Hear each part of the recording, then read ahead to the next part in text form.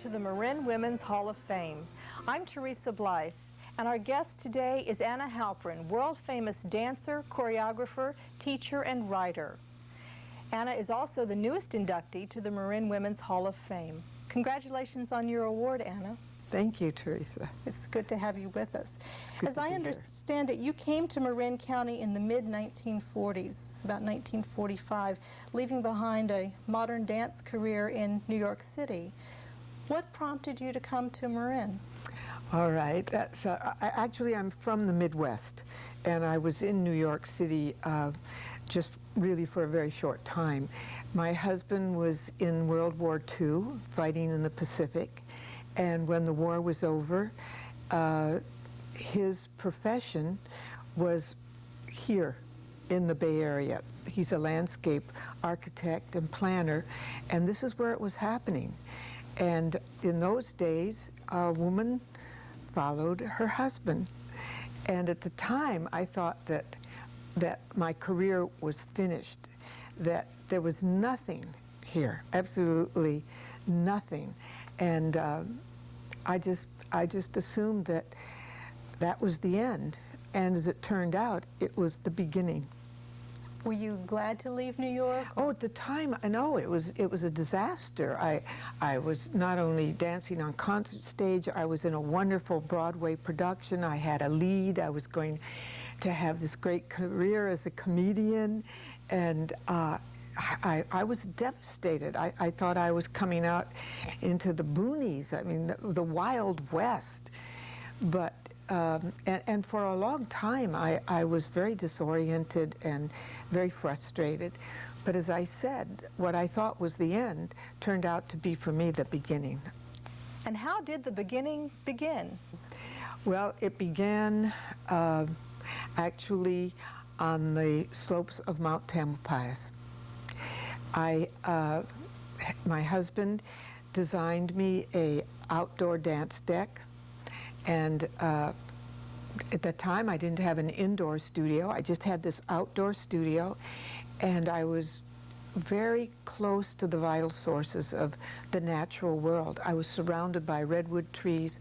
I could hear the birds. I could see them flying overhead. I could watch the deers. I was just a part of the natural world, and this was a totally unexpected and new experience for me, to feel the rhythms and the life of all of nature. And this changed my life. It changed the way I perceived dance, changed the way I perceived myself. So this was the new beginning. How did it change your perception of dance? Well, up until that time, my training had been primarily as a modern dancer, which was very stylized. It was based on not Isadora Duncan, who started the whole modern movement, but it was her students, Martha Graham, Doris Humphrey, and Charles Weidman, and Hanya Holm. And many dancers today are not familiar with those names, but those were the names of the revolutionary dancers. And but each one of them had what I call a very personal style of movement. And if you wanted to be a modern dancer, you usually grouped yourself in relationship to one of these very dynamic personalities, and you learned the way they moved, and you became like a clone. You know, you could recognize a dancer by who she studied with. You knew, oh, this is a Martha Graham dancer, this is a Humphrey Weidman dancer. So it was very, very stylized, and I had really come from that tradition. And it's not unusual, because I think that most artists start out by reflecting whoever their mentor was, or whoever their teacher was. And certainly these people were my mentors. But I soon discovered that this was not the way I wanted to dance. This was not the way that I wanted to move. And not having any other influences other than the influence of nature, as well as actually a university training in which I trained as a pre-med student. Now, this may strike you as strange, but in 1940, when I went to university, I attended the University of Wisconsin, which offered the first dance major in the country, as a matter of fact, in the world. And in order to prove that we were not frivolous, waving scarves around, we approached dance from a very scientific point of view. And we had to take pre-med courses. We had to take human dissection, anatomy, kinesiology, physics, biology. And at the time, I thought this was not only challenging, but very far-fetched. But the fact is, it really gave me the roadmaps that I needed to map out a new way of looking at movement. Anna, when did you first know that you were a dancer? I was so young I don't even remember how old I was, but I used to go visit my grandfather every Saturday, and he was he was a traditional Hasidic Jew, and I used to meet him at, we called it a shul, a temple, a praying place. And I used to meet him there every Saturday, but I would have to go up to the balcony where all the women sat. And I was very proud to go up there. I was just a little girl, but I was very proud to be with the women. And I'd look for my grandfather, and he had a long white beard and long silky white hair. And when he prayed, he danced, and they all sang, and they jumped up and down, they threw their arms in the air, and they stamped, and they were just ecstatic. And I just thought this was absolutely beautiful. And then when he was finished with his prayers, he would meet me down below. He would know that I would be there. And then he would take my hand, and we would walk back to his house, and I would skip the whole way. But I used to think that my grandfather, with his long white beard and long silky white hair, I used to think he was God, and that God was a dancer. And this inspired me. And so I just thought that dancing was the most special thing you could do. And I used to dance with him, and I used to dance with my father, and I have just danced from then on all my life. It's the most special thing one could do in life. You grew up in the Midwest. I grew up outside of Chicago, Illinois, in the Skokie. Mm-hmm. Did you take lessons? Oh yes, I did. I did Denishawn dancing when I was a little girl. I started ballet, but everybody laughed at me. I was apparently just too funny for words, so my mother was humiliated, so she took me out of the ballet class. Thank goodness she did, because I think it might have patterned me in ways that would have been an interference. So I took the Denishawn dancing, where I could fantasize that I was an Indian or a Nautch girl or whatever I dreamt of being. And then I did Isadora Duncan dancing, and then I did modern dancing. And in high school, we had dancing in high school, and during my lunch period, I used to tap dance with the gym teacher. And so I've studied all my life. Mm-hmm. Do you think there's a dancer inside everyone? Oh, absolutely. I think that if we begin to acknowledge that we all move, and if we begin to acknowledge that when we give feelings and expression to our movement, that this is dance. That's really what dance is just giving expression to movement. Participation is something that you mention in your book, Moving Toward Life, that you would sometimes bring people up from the audience to participate in your dance. Can you tell us the philosophy behind that? What I did was I started a series of audience participation events. I thought, they have a tremendous amount of power. Why don't I find out what the audience's, what their creativity is like? And so I invented what I called 10 myths, and each one was a different theme. and they were for audiences to perform. And then I would just watch. I would set up a structure for the evening for as many as 50 to 100, sometimes as many as 500 people would perform these events. I called them scores. And I noticed that every time they would break the structure that had been presented to them and build a new one. And I just observed and witnessed, and I began to get a feeling for the power that audiences have, and I began to give them a new name. I called them witnesses. And every time I choreographed a new theater piece, I choreographed a role for the witnesses. One very meaningful experience with audience participation for me was right here in Marin County when we did a dance at Redwood High School, and there were 100 performers. I would say 50 of them had AIDS or cancer or life-threatening illness. And the others were caregivers and other interested dancers who wanted to support this. And there were 1,000 people who came to witness, to support those who were dancing. And there was one section in the dance that was very horrible. It was dealing with their fear, the fear of death, and the fear of what would happen to them. And the dance was very real.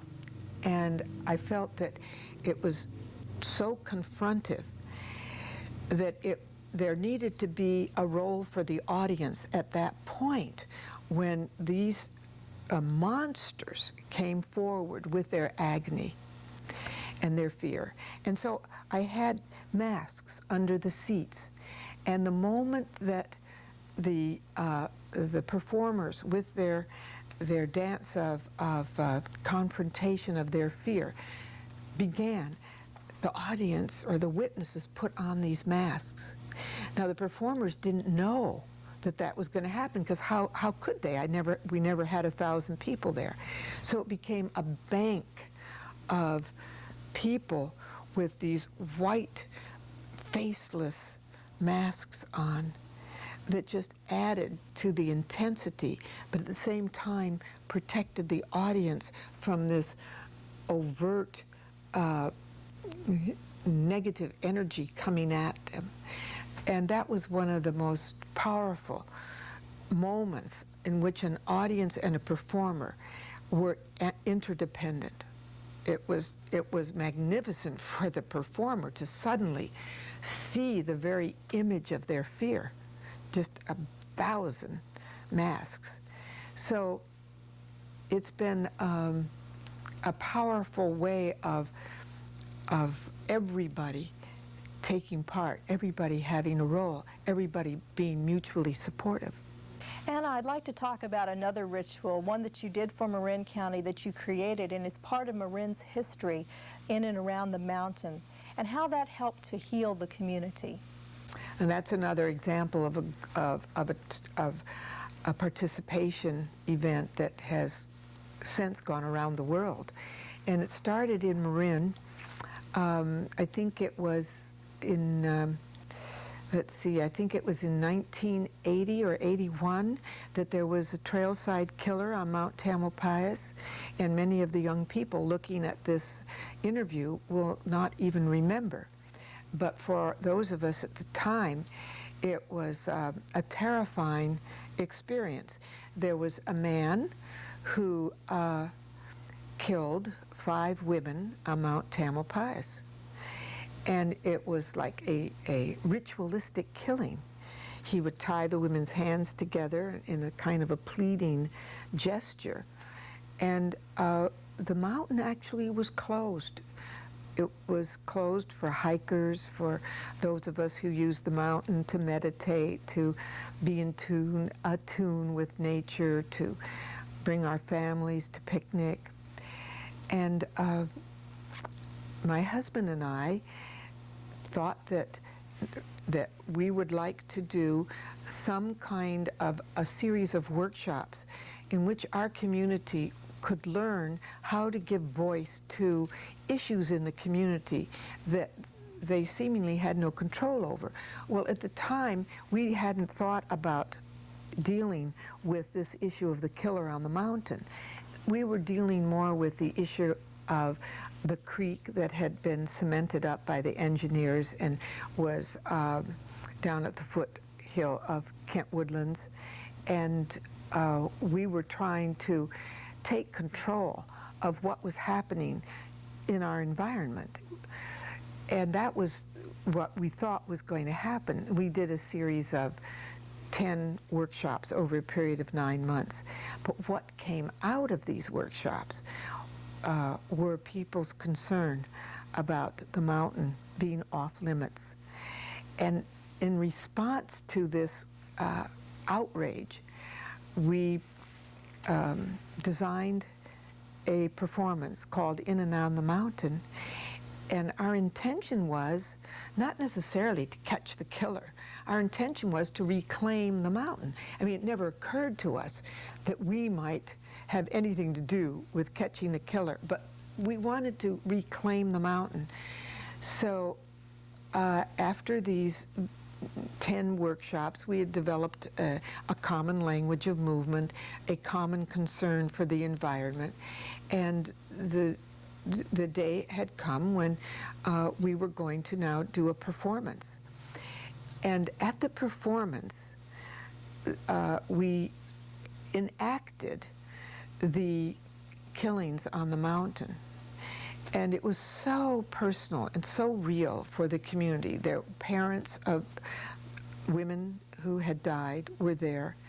And some people thought that the killer had come to the performance and called the police. And the police came to the performance because they were nervous.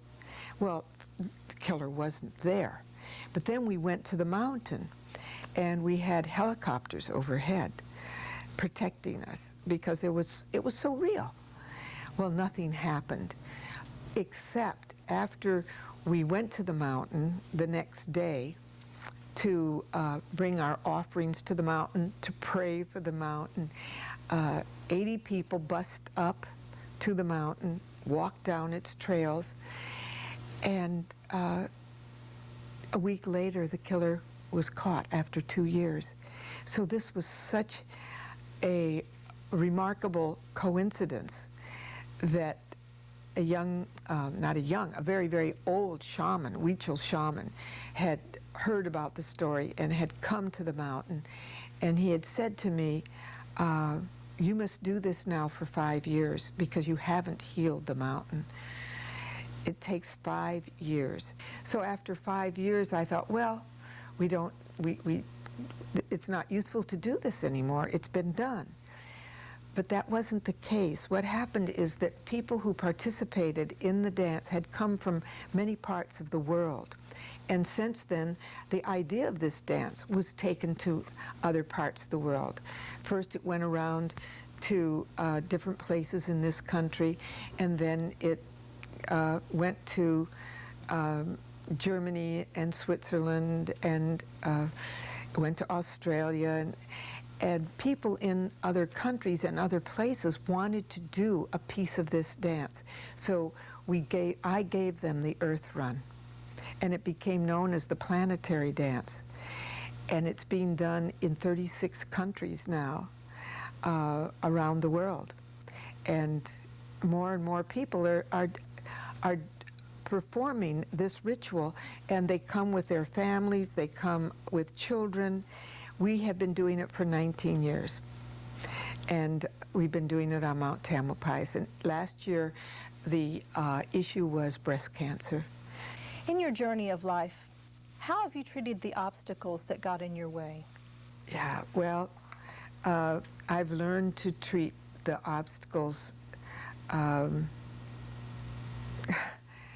I've had so many because of my not, following the traditional or conventional ways of doing things. And it's been hurtful. I have felt hurt, and I have felt beaten down, but I've always had this determination and this passion for what I do. And when I think the most traumatic obstacle was when I was stricken with cancer, and I had a violent operation where my whole body was altered, and I thought I would never be able to dance again. It took me a year to learn how to walk, and that came at an age where I was, I think I must have been about 55 then, and I thought my ability to dance was lost forever. But the process of rehabilitating myself gave me an expanded vision of what dance could be and how dance could help others. And as I learned how to cope with my own discouragement and my own frustration and futility, I learned how to help others. And so that was one of my great lessons. How do you help young people understand the breadth of dance? That it's not just one dance or another, it's not just one body type that can succeed in dance. How do you help young people see that dance is really for everyone? I think that's an important question, because it's true that we tend to identify dance as something that is done by a certain a woman or a young person who has a particular body image. And that's simply not true. Some of the greatest performers and dancers that I've seen in flamenco, for example, are not your ideal little slim, slender type. And my own experience is that some of the most powerful experiences I've had in dance have been by people of any age, of any shape, certainly any culture, because dance essentially is movement. And I even was teaching it's not just movement, but it's finding the truth for yourself in movement, or finding the truth in your community. I think one of the most touching experiences I ever had was when I was teaching a group of women with cancer. And there was one woman in the group, an elder, as a matter of fact, who couldn't move except for a little movement in her hands and her fingers. And everybody else was doing very big movements, and she was just moving her eyes and her hands. And it just brought me to tears. It was so real. And one of the other ways that I like to think about dance is that since it is holistic, it's not only connected to the way you feel and your emotions, but your associations and your personal images. I'm sad because. So for young people, I think that dance can be such a beautiful expression when a young person realizes that all they have to be able to do is do a move, just move. They don't have to learn anybody's style. And feelings that I remember I had as a teenager and as a young girl, I had really very insecure feelings that somehow or other I didn't look right. My hair was funny. It was a funny color. It was all kinky. Somehow or other I didn't always have the same taste that other young girls had my age.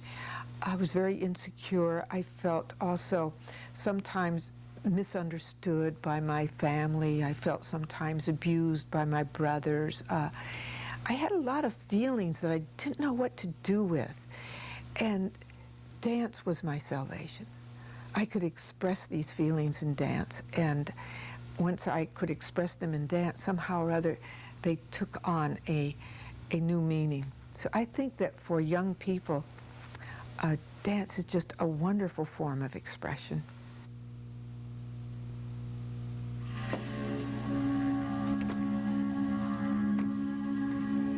Love yourself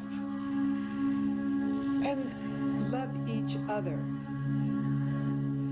the world and all of its creatures.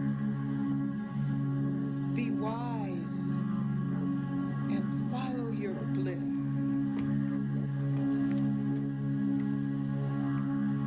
Be bold. Be original. Be new. And don't worry what you look like to others. Be true to yourself.